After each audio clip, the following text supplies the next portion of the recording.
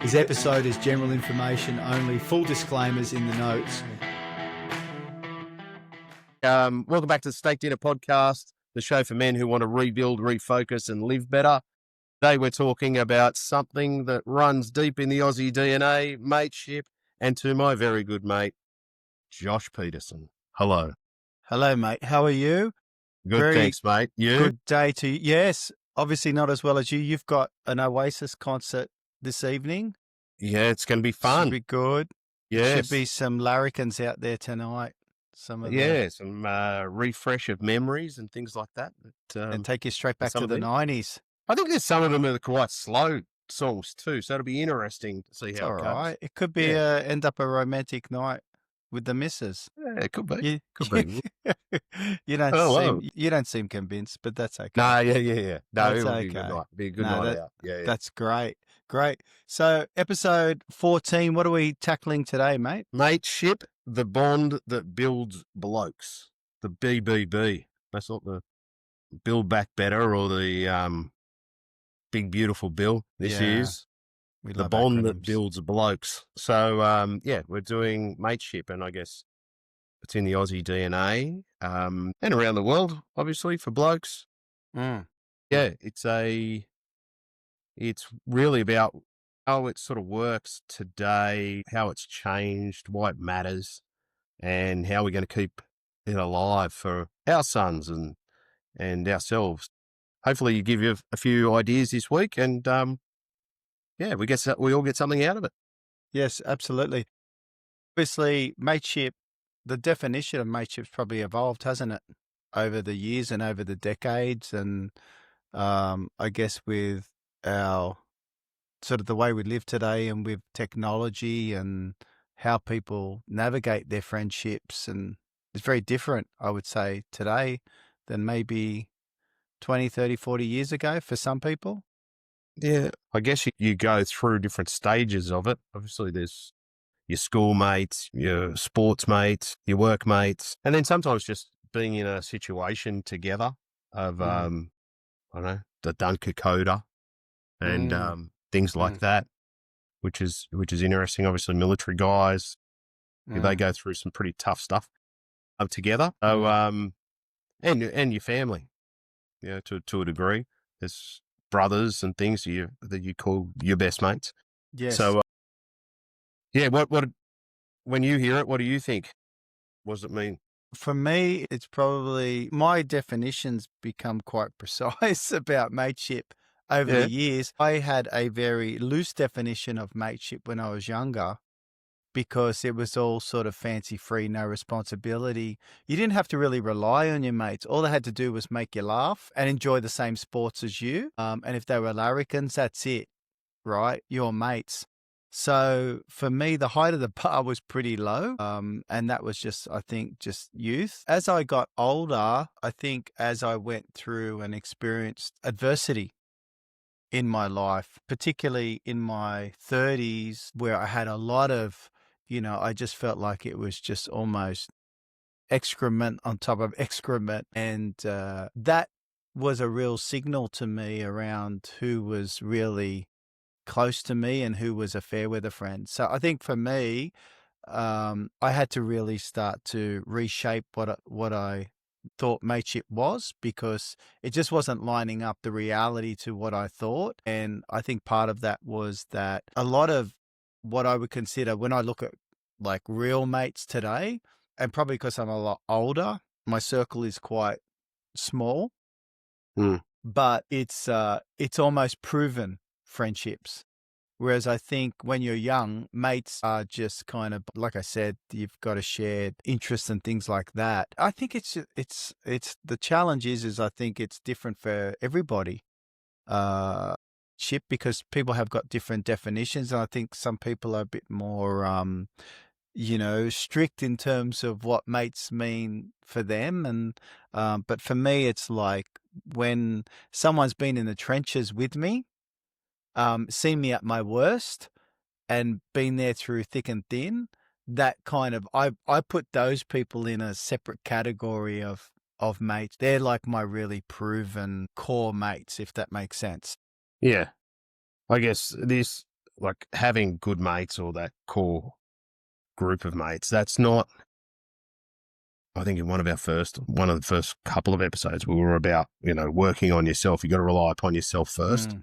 so you got Yes. to build yourself up strong. Don't be a sort of reliance on any person to that degree, but it is good to have mates. Yeah, agreed. And I think we've said it before, you only need, if you've got one, you've done amazing, because that person, that defined person, is always going to be there for you, which is, hopefully everyone's sort of got that Yes. in their lives. And Yeah, have you mate, been loyalty and, being present, those sort of things. I think you said when they are, when you're at your deepest depth, that they'll stand beside you, I guess, or maybe in yes. front, Yes. help lead you out. Have you can I ask, have you at any time in your life been surprised by people that have stood up and probably shown a stronger sense of mateship than what you would have thought, and probably vice versa? People that you thought were your mates that were probably more fair weather friends. Has that ever sort of been an experience for you? I've got a couple of things, but one was when I was younger, there had, I don't know, a lot of times, kids would come to Mm, my place, like mates and that, and we'd be all riding our BMXs and whatever. But I had a pool, so people would come. This is out in the western suburbs, and they'd, come around and whatever. And as usual, I hadn't done any of my chores mm. around the house, of the mowing of the lawns and things like that. And then all, I don't know, one or two of the lads said, okay, yeah, well, let's head off and do something really cool that I really wanted to do. So everyone's packing up. We're all leaving my place and headed out. I can't remember where we were going, some cool bike track or something. And the father stopped me on the way out, said, hey, mate, you've got to mow the lawn and clean this up before you can do anything on a weekend. And I was like, oh, man, I'm devastated. Like, oh, whatever. Mm. Anyway, the boys are going, come on, we're going. So they're all going, except there's one bloke who said, no, I'll stay and help you do the lawn so you can come. And I Wow, remember, that's good. I thought, oh, wow, that's amazing. And my Yeah, dad actually came to me and goes, you want to know what true mates are? That's it. The that's a guys mate. who stick when the work's on or when you need Yes, them or whatever. Yeah, mate, 100%. I think we would have only been 14 or 15 or something at the time. Yes, yes. That's, so that one's probably stuck with me. And then a later one was, one of my mates about a year ago committed suicide, and Mm, so obviously I was pretty devastated from that. But my birthday was coming up, my 50th birthday, and mm. obviously I didn't really want to do. I was going to do a party with this bloke who committed suicide. As a lot, Yes, yes. as thing would have it. So we didn't. So that was obviously not on. I was like, no, I don't want to really do anything, see anyone, do it or whatever. But my wife took me to the local pub, and I don't know, maybe 60 people had come there as a bit of a surprise, organised by a couple of mates to be there. Oh, wow, that's Yeah. So, when you're when you're down, yes. mates are there. Yeah. And not only just those close ones, the fact that so many did show for me when everyone was sort of grieving at that time. So, they're probably things that Yes. jump out at me. Yes. Yeah. What about you, mate? That's a Yeah, interesting. I guess a couple of experiences I had that are probably in my highlight reel. Hmm. Had actually, I've had a few, because you did touch on, siblings and family as friends as well. One was when I was many, many years ago, I was going through an extremely difficult situation at work, and it was essentially, ended up being a legal matter. And at that particular time, I had, I guess, mates. And then as soon as that sort of situation started to really evolve, they just disappeared. Hmm. They just disappeared. It was almost that, being treated like a leper, almost, right? There was a guy who I knew not that well, Hmm. but we knew each other. But my gosh, this guy, the way he stepped in and supported me was absurd, like above and beyond. Phone calls, going out of his way, helped me in my legal situation. Like, just So this isn't a absolutely. bloke that you would have put on your list of No, 5 guys that had come. no, he wasn't on my top 10 list at all. He was a nice guy and a good guy, but I didn't realize what a good, honorable, decent person he was until I'd experienced that type of adversity.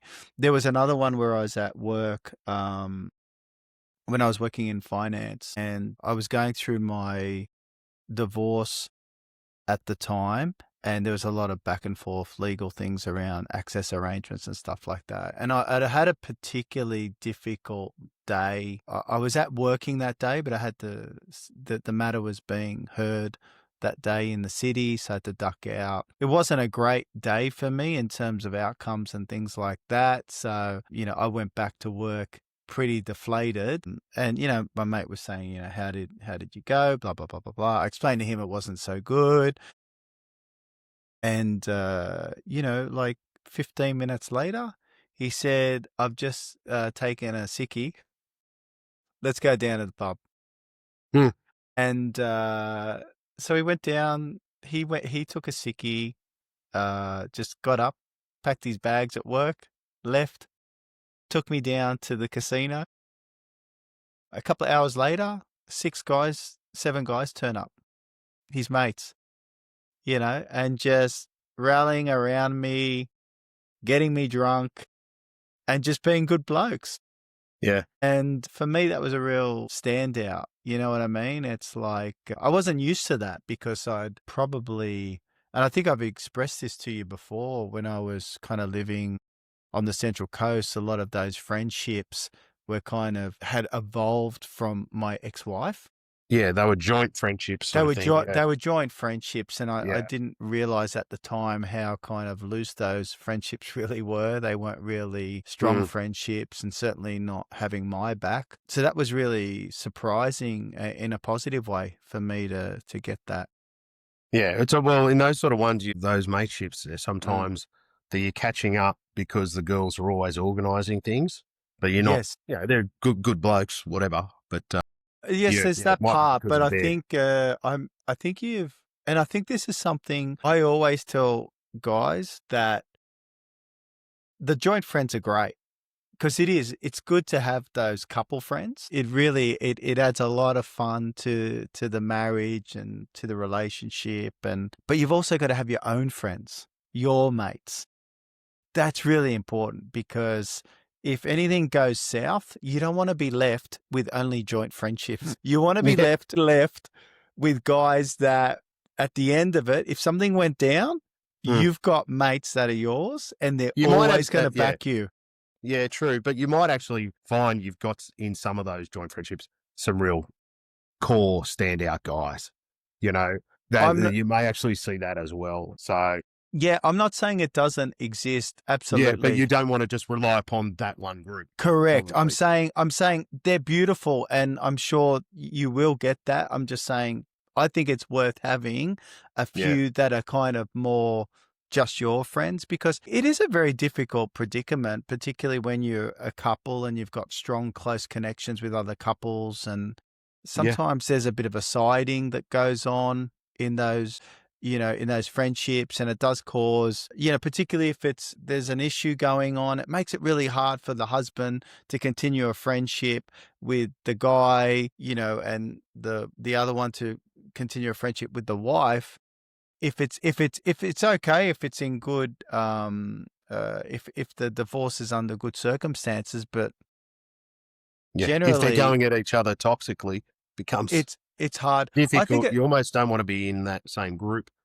yeah, At the but same time. I think you also got to look at, I mean, you have to look at the starting point of the friendships as well, even if they are couples, right? So, and what I mean by that is, I guess for you, you got married pretty young. So I'm assuming with you and Michelle, that those friendships, you kind of discovered those joint friendships together as a couple. Yeah, I'd say Yeah.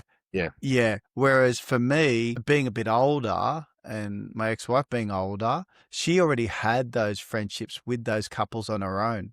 Yeah, it's So like they've got an origin story, right? they've got an Yeah, origin story. So I think yeah, if you've got an origin story there, I think that makes it harder because yeah. No, it's you're kind right. of like You're there's a right. I'm sure foundation. everybody who's listening would have those groups that they Yeah. know that's the origin. Like if it all Yes. goes pear shaped today, and That. guys have got their marriages, or girls out there have got your marriages. What Yeah. it's almost like who gets the Pokemon cards, who gets this, Who who gets the gets that dog? Who sort of gets thing, the right? dog? Who gets the Yeah, who dog? gets the dog? Yeah. Yeah, who gets the friendship of this Yeah. person, that person, that person? Yeah, I just actually had a thought about another mate in a group of friends that I would say I'm yeah, look, um joint friends, I guess, but more Michelle's group and then our group of boys that yeah, there was a time after we had Sydney lockdown and a whole group of us were going into a pub that had been opened, but only for the vaccinated. Now, this may get us struck off. I don't know. Does this get us removed from YouTube? I don't know. Let's I've find got. out. I'll try and see what I'm fancy only going to editing talk tools I've factual, got. Josh.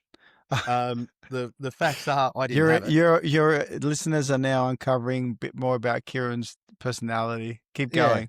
Well, in some things I'm pretty strong, I guess. And yeah, so we're going to the pub and with a whole group of friends, which was just the lads. And I didn't know all these guys that well, but I knew this guy reasonably well. Anyway, get to the pub, going in, and they wouldn't let me in because I didn't have, show me the papers. Yes, And you didn't have your so they could vaccination all get certificates. in, and I couldn't. And this guy, who I wouldn't have predicted because they're all his very close mates, said, nah, if Kieran's not getting in, then we're going somewhere else. So, like, Great. and all these guys wanted to go into this pub. Yes. And so I didn't really know them all that well, all these other Yes. guys. And so, yeah, little things of loyalty probably just shows their character and how they value mateship, right? Yes. Yes. Probably he would be a good mate to a lot of people. Yes, 100%. It's not like he Because would be singling me out as the mate, yes, my top because five. it's not. He'd say he's got so many good mates because he is a good mate.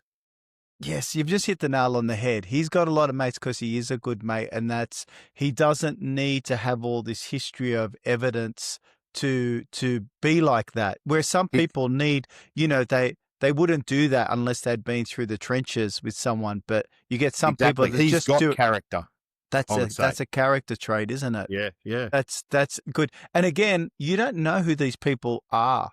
And it goes both ways. You don't know who the good guys are or the not so good guys are or the weak friendships until they're Yeah. tested. Everyone's your mate when things are going well. Everybody, when you're the good guy or you got money or you haven't got problems, Mm. everyone's happy to be around you. But, how many people are happy to be around you when your life is collapsing around you? So Yeah. I think that's a real testament, isn't it? But Yeah, mateships with character. I was also thinking about what you said is a lot of the times, that history that you have with people, right, determines who they are. I was reading something the other day, and this absolutely blew my mind, like totally blew my mind, and I'd be interested to see what you thought. There's it's called a fantastic or hyper fantastic. You heard of this before? No? keep going. It's some people do not have pure visualization memory, Okay. right? And some people have hyper realistic memory images nonstop, basically. So they're almost to the point where they can't see reality or whatever. So when you're in a group of mates and you've been in a group of mates for 20 or 30 years, a lot of the times someone asks me a story about a particular bloke, I won't know, right? I find it very difficult to remember the visuals of what we did over our, whatever, 30, Mm, 40 years. mm. But for most people, they all see images of memory in their head. Yes. Do you? When I look at a particular friendship, No. Just memories. Memories. And I've always thought to myself, when people say, oh, I can imagine being there, can remember being there and being on the sand and, being at that beach and blah, blah, blah. And I'm reading this article, I'm there thinking, this is actually how I go through life as a fantastic. I don't know how to actually pronounce it, but versus hyper fantastic. And so I are you realized that suggesting that you don't see? no, I don't. Okay. So it's I like don't. I'm friends with all these guys, but I'm not sure why. To a degree, because they bring the history. They bring the history, and you just tag along and go, I just live in the moment. you just live Wherever I am, I know you living. live in the moment. You know that. I know you do. Yeah. It's funny. Or I might be living in the future because I'm wondering about what's going to come next. But it's more like, it's, yeah. And so I thought my strong bonds are usually with people that I've been with for a long time, but I don't have all of those stories. Yes. I don't know the story. Like, I was in all the stories. You don't I remember was the there at stories. the story. Yes. Yeah. Yeah. Yeah, but they're not vivid No. to you. You haven't heard of this? I hadn't No, heard of it. But when I just realized, holy hell, this is actually how Yes. a lot of people don't see visualizations. But sorry, the majority of people all do. Yes. And Some people don't. some people don't. Bit of a segue, but Gee, it is. I wonder if that goes back. I wonder if there's any connection between, how you've got different learning styles, like kinesthetic and visual and auditory learners. I wonder if any of that comes into play when it comes to kind of building memories and how people do that, whether they do it visually or through stories or how they kind of go through the history. But I think when I think of friendships, I think of, especially the good ones, I do tend to sort of drift back to key moments, key defining moments in the friendship. Yeah, just a few things will enter in my head, and that's probably how I reflect on them. But that's interesting. yeah, maybe for the next week on mental things, I'll send you this thing through from Yes.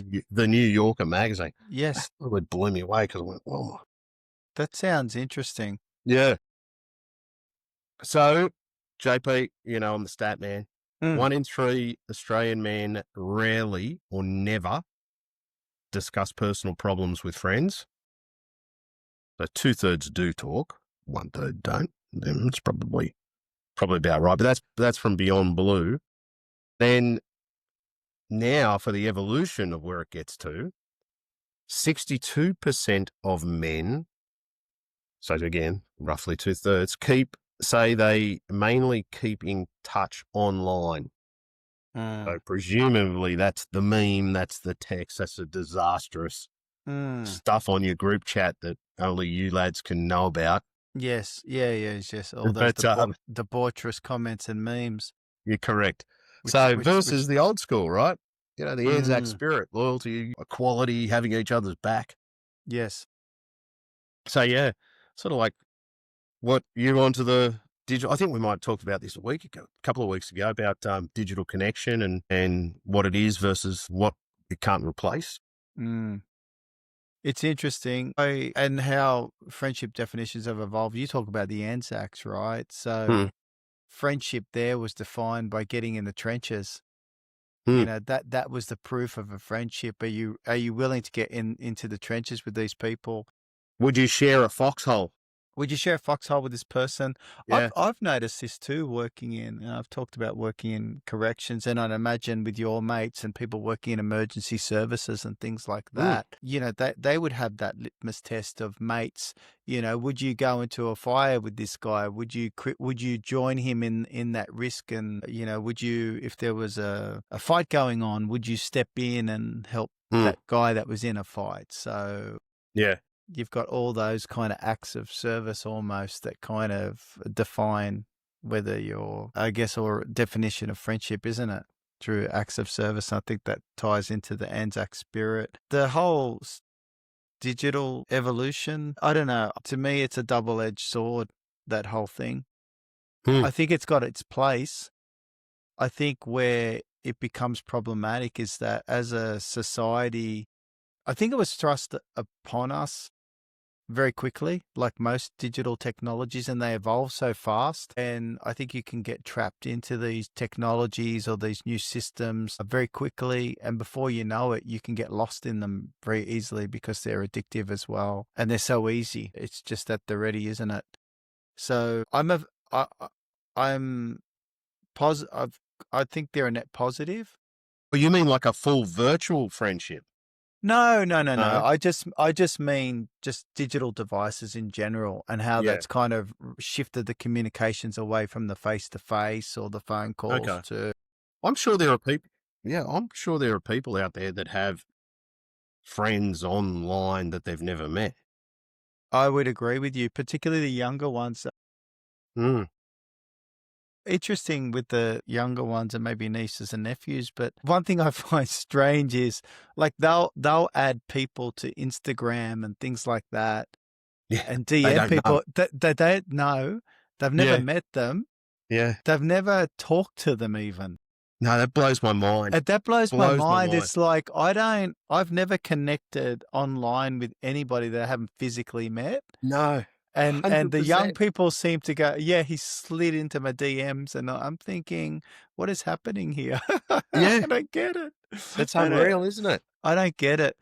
But I guess digital dating, that's almost, but not really, because you sort of, they start messaging in, I don't know, Tinder or whatever, or maybe that's as like that.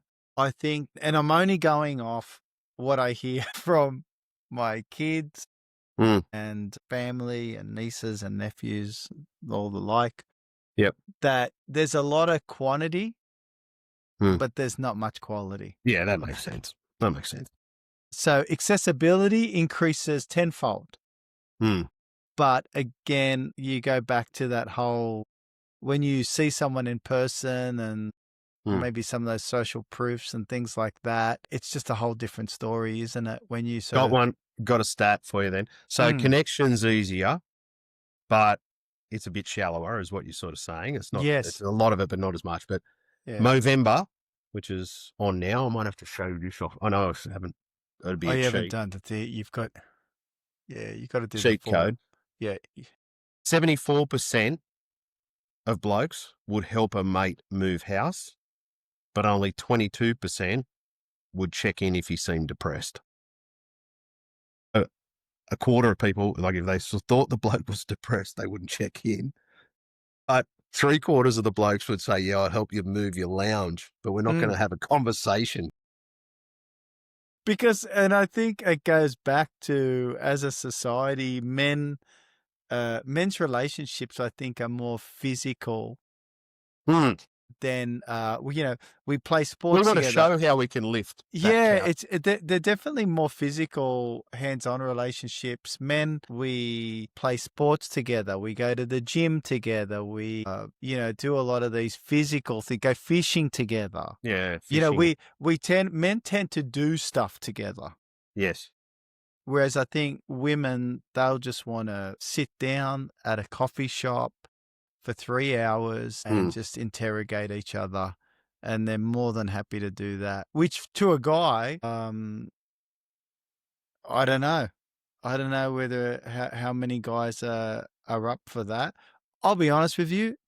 I'm a talker, so I like to have a beer or a glass of wine. I'm happy to engage in a couple of hours conversation with someone that that's thoughtful and engaging and wants to speak. I haven't got a lot of time for shallow conversations anymore.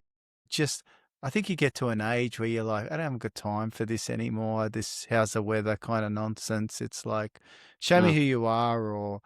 But in saying that, I had a good friend because we were discussing this around friendships, and I was explaining how my circle was very small, and I was kind of quite proud of the fact that I had a very small, tight circle.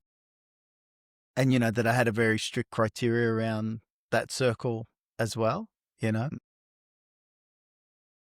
But he did make an interesting comment. He said, sometimes you need different types of friendships for different reasons and different times in your life. And sometimes it's good to have those friends that are predominantly, you go to a party with these people and they're your mates that you really let your hair down with and you want to get out of yourself. And so it's a form of friendship as well, isn't it? It's just different. I know it's more environmental, They but can make you, they can feed different parts of your different parts of your soul, isn't it? Yeah. So it's like, so I would say, most of the time I like to have those smaller circle of friends. And then I have, I guess, other friends that I like to kind of get a bit more engaged with on catch up parties with, and catch up with parties and stuff like that. Yeah, talk to them about Thomas Sowell or something. Yeah. Have you ever had a friendship that sort of you had realized that you'd probably invested, a fair chunk of time in that had faded over the years? Have you ever had one of those where Invested? I think at different stages I've had very good mates and good mates that left the school that I was at, and went to a different school, a big private school and stuff. So I never saw them again until, I don't know, a couple of years ago. Yes. And literally straight away mates again, sort of thing. Yes. Ended up on all the beaches. But then also I was older than a couple of guys like that I used to see a lot. I'd swim a lot with these guys. Had a really great mates. But then they have young kids. They have old kids. They are busy as hell. Yes. And like, and they have their own groups and it's like, it's just nonstop. So but it was not like I sort of, I don't know if I invested time in friendships that I thought I was never trying to get things out of it. And therefore, I don't feel like anything was taken from me. Yes. A Like time perspective. Or that if you mean a betrayal, like if there was a genuine betrayal, well, you know what I'm like. You samurai sword out. You've got, no, and I don't blame you. I'm very much the same. I mean, I can Some handle people can turn the cheek pretty well from a betrayal. Look, I think it's, how you respond to the betrayal is one thing. I don't get all sort of high on my horse with the betrayal. There's obviously disappointment there, but for me, it's just like, good luck. See you later. I don't tend to go crazy if I've been betrayed. I just, maybe in my earlier days, but now I don't think I've got the energy. True. Well, I don't know if I'd be, this late in life, whether you would have betrayals, probably. You know what I mean? But I was just thinking then that when I was 18 or 19, was I always the best mate? Probably not. I would have been so self-centered, my guess is. As a young bloke, of course, you probably don't make all the right decisions that you should. So that would be definite. So to anyone I've wronged out there, you know who you are. Yeah, there's my apology. Straight from the heart. Yeah. So I don't know, not me, I don't, not that I can think of, Josh. But yeah. The investment that I didn't get something out of, I guess. Yes. So the digital age, okay. So depends. It probably helps and hurts. You're probably right.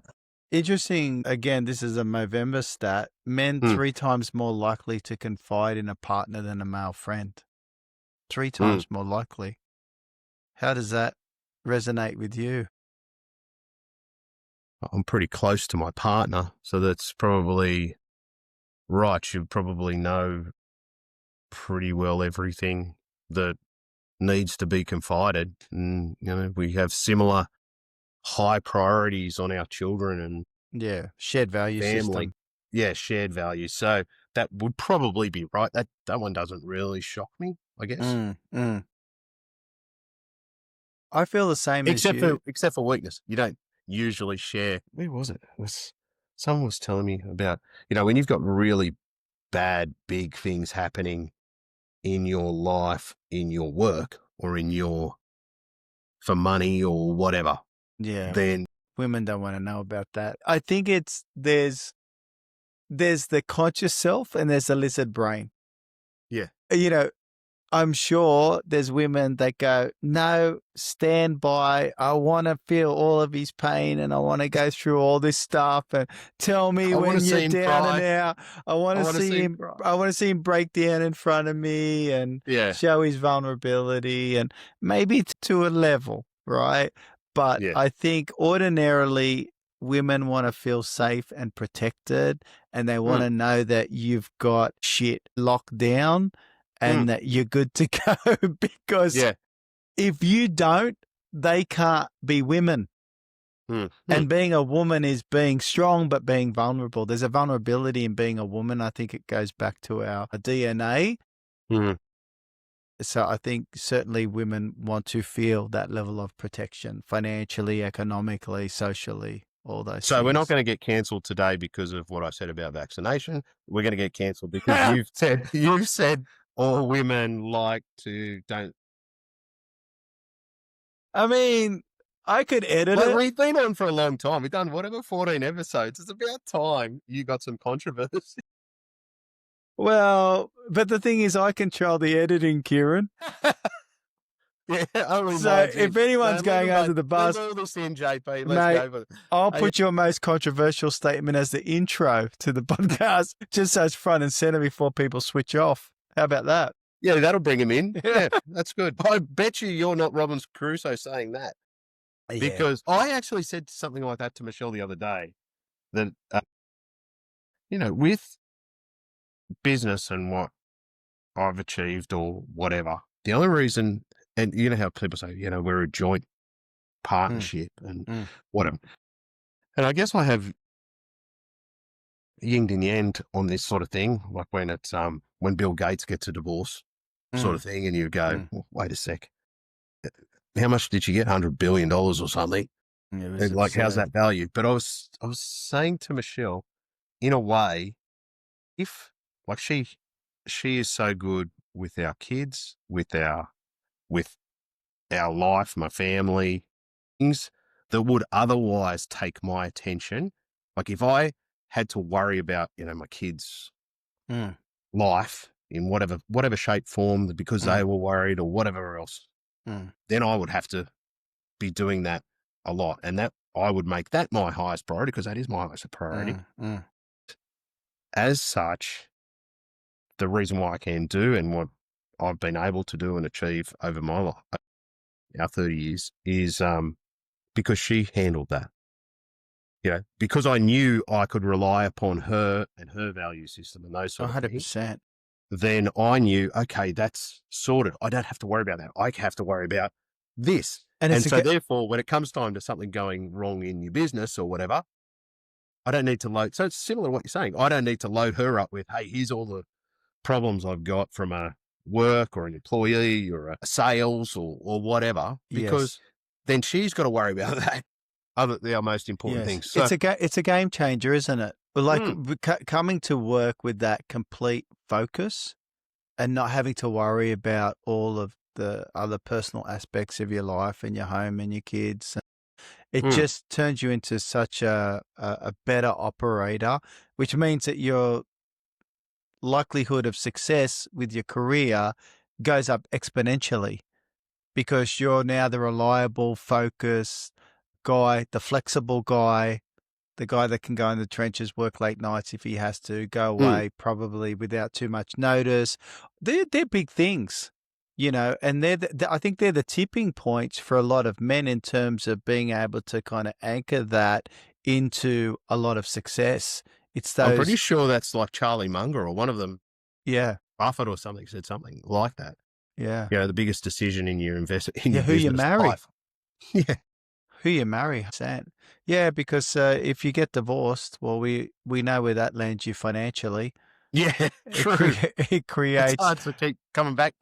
But as part of this podcast shows, you do come back. You do come You back, do. mate. It's an apparition. It's a You come back bigger, better, and stronger. That's for sure. And it does, when you do come back, it does have an impact on all aspects of your life. You bring that strength, not just to your personal life, but you take that strength to work.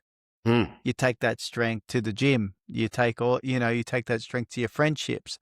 So it does. You become a better person. You become a better person across all areas once you've gone through. Yeah, if you work on it, yeah. If you work it. So how would you categorize different kinds of mates? They say there's about 4 kinds of mates out there. There's a truth teller. Yeah. That keeps you honest. You've got the joker. That's because they call you bullshit. Yeah. You've got the joker. So the guy that's ready with the gag reel. Yeah. You've got the rock, which is the steady one when you're going through adversity in your life. And you've got the ghost, who's the one you lose touch with, but you shouldn't have. And every time you kind of reconnect, it's like you caught up yesterday. We should really catch up more often. Yeah. Yeah, 100%. It's always a good experience. Yeah. And you're always thinking, why don't we catch up more? It's always such a good experience. And then you see them in 5 years again. And you always tell each other every single time, we got to do this more. So that's interesting. Gee, so who are you to your mates, or are you a different mate to different mates? I think I've got aspects of those different traits. I would say for sure. I've seen you interact with different mates. Yeah. You've definitely got the truth teller. You've definitely got the joker. Yeah. You're telling jokes non-stop or getting people to laugh in some way. I do like all of that. And I do like to help people that are going through tough times. I've also been the ghost, I think, to be fair, where I've had really good interactions. But then there's a guy, he lives around Cronulla. And I met him through another friend. It's a couple. Great guy. But just logistically, it's hard for us to catch up. Yeah, okay. Do you know what I mean? So it's like... He didn't need a sheep or anything? No, this guy's super fit. fit. Yeah. No, he does. He only breathes through his nose when he goes for runs and all sorts of stuff. Okay. So, you would have had heaps to talk about. Yeah, we did. We listened to the same podcast and everything. Okay. It was like, except he's a human man. Yeah, except he's got no hair. That's where the differences start. I'm sure you would have given him a few tips there. Oh, no. He's one of those guys, fortunately for him, that can carry it. You get those bald tan guys that can just wear baldness. And you're like, yeah. The nice slick. The Rock. Yeah. He's the Rock. Yeah. But without all the juice, without all the Tropicana running through his body. Yeah, that's a good thing. It's interesting. I would have thought I'm pretty much the same too. Like, depending on who I'm with. Yes. Like, it's almost like you don't need, what is it? With mates, it's sort of like in a comedy routine, you need one bloke doing the joke, one to like Laurel and Hardy, that really, sort of thing. You sort of depends on who you're with. Yes. Their level of comedy. Yeah, their level of comedy. And I think you got to read the mood. Sometimes it's just, I got a good mate feel. Sometimes depending upon what's going on in our life, we'll catch up and we'll just go straight into very serious conversations. Yeah. And then other days it's just super lighthearted and it's just more a bit of shtick going around, and which is great. Maybe it's that we are all of those things, but the yin and yang is when the other one needs the other bit. And I think that completes it. And I think maybe that's part of what the bedrock of really good friendships is, kind of being able to kind of adjust or show different sides of yourself depending upon what that friend needs or what the friendship needs at that time. Some days your mates need that serious, get in there, help you out. And then, like I described my mate that took me down to the casino, whatever. And then the next week we're catching up and he's just hanging shit on me all day. And we're just riffing. You know what I mean? Yeah. Because the mood is different. there's a different need there in the friendship. It doesn't need that today. It needs a bit of this. You know what I mean? And I think good friendships kind of, and you don't realize you're doing it, but I think in the good friendships, you kind of do bring all those different aspects of yourself to the table to kind of support the growth of the friendship. Yeah. Well, I guess if you're ghosting, usually I used to be because all of our mates used to be that you'd only hear from them when they needed something from you and vice versa. Mm. Yeah. Whether it be some garden tool or some help Yes. with their professional skill or something Yes. like that. But it was good to feel that you were being asked that, because that's usually Yes. what happens. I'm not sure if that's the best Yes. expression of how to reform mateships or any of that kind of stuff. But it's like a lot of that ghost you're talking about, Yes. the one you've been lost touch with, it's these guys you can get back and be good mates immediately with. Yes. It's worth having that. I think that's a great thing to have as well. I've had the ones that, and I've said to my wife, sometimes I get a message and it's like, "Hey, how you going?" Blah, blah, blah. That's the first message. I'm like, okay, What's you want? it's coming. He wants to know how to reset his Tesla. I know what message 2 is going to look like. How do you turn a MacBook to turn on copy paste? Correct. So it's like, first one is, how you going? That's the template. And then the second message is going to be, hey, and then there's going to be the acts of service. Yeah. Is your brother still an air conditioning mechanic? Because I need a hand. He moonlights sometimes, I think. Not all the time. But yeah, focuses on the cars these days. So, mate, we got to challenge the boys and everyone out there who's listening. Yes. Like if there's women out there listening as well. I had a few people come up to me recently that they listened. First time in the wild. First time someone came up and I just did not expect it. Yeah. And were you taken aback, were you? I was. Yes. But, this particular person told them it was male or female? Girl. Female. Yes. And the female said, actually, my mum is now listening to you. Really? Yeah. Or to us, I should say. To us. Yeah. To you're us. the headline. No. But yeah. Interesting. But mateship is still across the board. Depression is across the board. These things. And working on yourself is across the board. Yes. What do you Making mistakes is across the board. So, So, I agree. Can I ask? So you want to call one mate you've lost touch with or catch up in person? You know what? I'm going to do that.